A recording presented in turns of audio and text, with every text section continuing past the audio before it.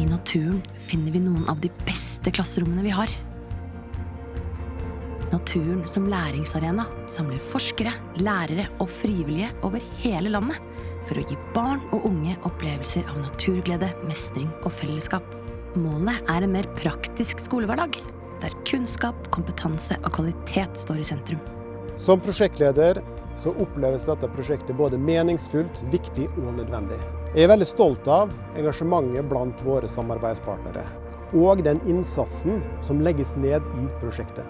Gjennom samarbeid med et nasjonalt forskningssenter, 6 friluftslivsorganisasjoner og 6 universiteter og høyskoler bygges ny kunnskap. Over 650 studenter har deltatt i seminarer som forankrer uteskole i lærerutdanningene. Vi tilbyr undervisningsmateriell og opplegg til alle lærere som jobber i grunnskole, SFO og barnehage. DNT legger til rette for at skoleklasser skal bruke naturen som læringsarena. Velkommen til Forskningsprosjektet Narena, verdens største studie på uteskole, undersøker hva som skaper trivsel og læring ute, og utvikler modeller for god uteskolepraksis. Vi kartlegger uteskole i hele landet, ser på hvordan lærere oppfatter og underviser i uteskole, og hvilken effekt har det på elevenes læring. Vi er spesielt interessert i elevenes inkludering, og bedre sagt i uteskolens potensiale for å skape et inkluderende læringsmiljø.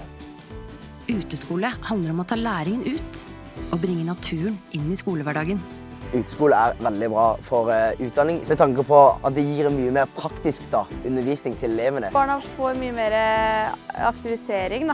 Jeg tror de lærer mer av å være ute. Skogen har mye å by på. Jeg tror jeg kan bruke dette når jeg blir en fremtidig lærer. Det har inspirert meg i hvert fall veldig mye til å ta med elevene ut i naturen. For å gjøre det enkelt for skolene å komme i gang, utvikles ferdige undervisningsopplegg som alle kan bruke.